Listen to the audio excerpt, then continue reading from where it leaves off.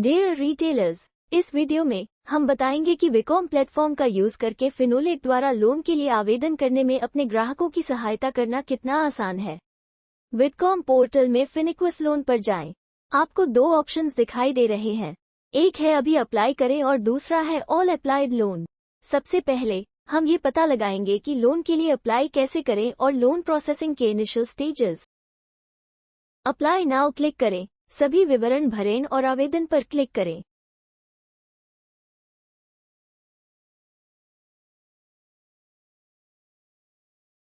ये फिनिक्विस loan quick data entry page जैसा दिखता है। उस व्यक्ति के डिटेल्स के साथ QDE पेज भरें जो लोन के लिए अप्लाई करना चाहता है। एग्जाम्पल के लिए मैंने एप्लीकेंट के लिए रिक्वायर्ड सेक जानकारी पहले ही भर दी है। इनमें मोबाइल नंबर, नाम, date of birth, gender, email ID, alternate mobile number, pin code, PAN number आदि शामिल हैं। इसके लिए अप्लाई किया गया लोन एक पर्सनल लोन है और लोन अमाउंट 1 लाख रुपये है। ऑक्यूपेशन में मैंने सैलरीड भरा है। व्यक्ति के सैलरी के आधार पर दो अलग अलग प्रकार की डेटा एंट्री की आवश्यकता होती है। एक, यदि कोई व्यक्ति 25,000 रुपये से अधिक कमाता है तो आपसे दो जानकारी मांगी जाएगी। दूसरी ओर, यदि व्यक्ति 25,000 या उससे कम रुपये का वेतन कमा रहा है, 3 अतिरिक्त जानकारी की आवश्यकता है। क्या आपका वेतन बैंक खाते में जमा है? क्या आपके पास वेतन पर्ची या वेतन प्रमाण पत्र है? क्या आपके पास नेट बैंकिंग है? कृपया ध्यान दें कि यदि आवेदक की मंथली इनकम 10,000 रुपये से कम है, हम आवेदन को प्रोसेस करने में असमर्थ होंगे। कृपया यह भी ध्यान दें कि सैलरीड व्यक्ति के लिए वेतन को बैंक खाते में जमा करने की आवश्यकता है। ऐसा न करने पर हम आवेदन को प्रोसेस करने में असमर्थ होंगे।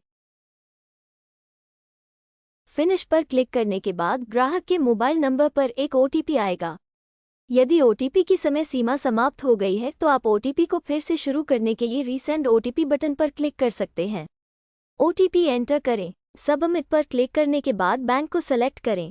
ग्राहक के प्रोफाइल और क्रेडेंशियल के अनुसार हमारी सिस्टम एप्लीकेंट के लिए सबसे सूटेबल कई बैंकों का सिलेक्ट और लिस्ट करेगी। एप्लीकेंट अधिकतम 2 ऑप्शंस का चयन कर सकता है।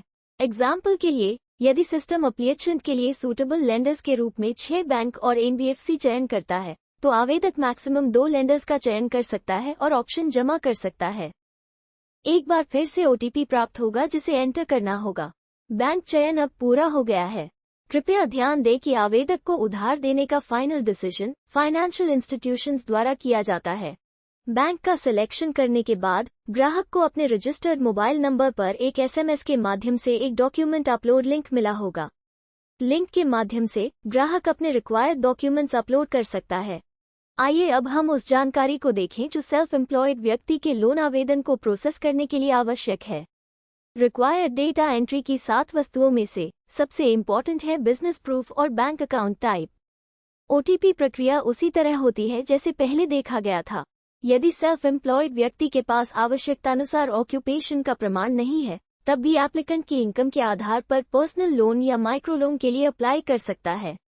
हालांकि लोन को प्रोसेस करने के लिए आवेदक के पास अपने बैंक के नेट बैंकिंग प्लेटफॉर्म तक पहुंच होनी चाहिए।